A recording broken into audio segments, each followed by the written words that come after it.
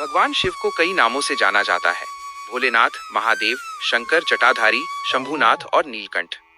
इनमें नीलकंठ नाम का विशेष महत्व है। आखिर क्यों पड़ा शिव को ये नाम? इसके पीछे एक रोचक और प्रेरणादायक कथा है जो पुराणों में वर्णित है। ये कथा समुद्र मंथन से जुड़ी हुई है, जब देवता और असुर मिलकर अमृत की प्राप्ति के लिए समुद्र का मंथन करते हैं। कथा इस प्रकार है। प्राचीन काल में देवताओं और असुरों के बीच लंबे समय तक युद्ध चला। देवता कमजोर पड़ने लगे थे। तब भगवान विष्णु के सुझाव पर देवताओं ने असुरों से संधि की और समुद्र मंथन का प्रस्ताव रखा। समुद्र मंथन से अमृत निकालकर उसे बांटने का वादा किया गया।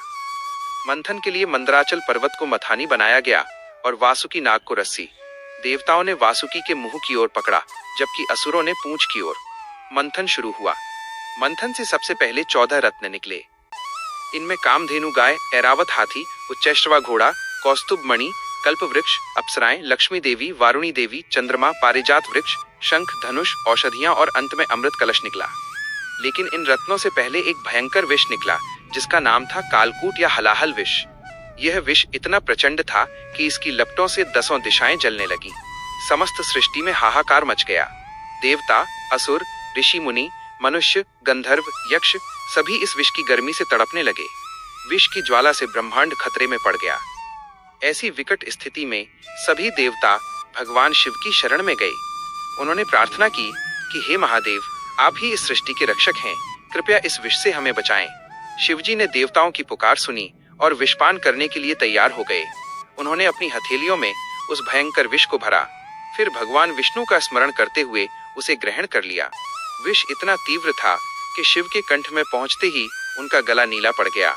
लेकिन भगवान विष्णु, जो अपने भक्तों के संकट हरते हैं, उन्होंने उस विष को शिव के कंठ में ही रोक दिया। विष का प्रभाव कंठ तक ही सीमित रहा और उसका असर समाप्त हो गया। इस कारण शिव का कंठ नीला हो गया और वे नीलकंठ के नाम से प्रसिद्ध हुए। विषपान के दौरान कुछ बूंदें नीचे गिर गईं।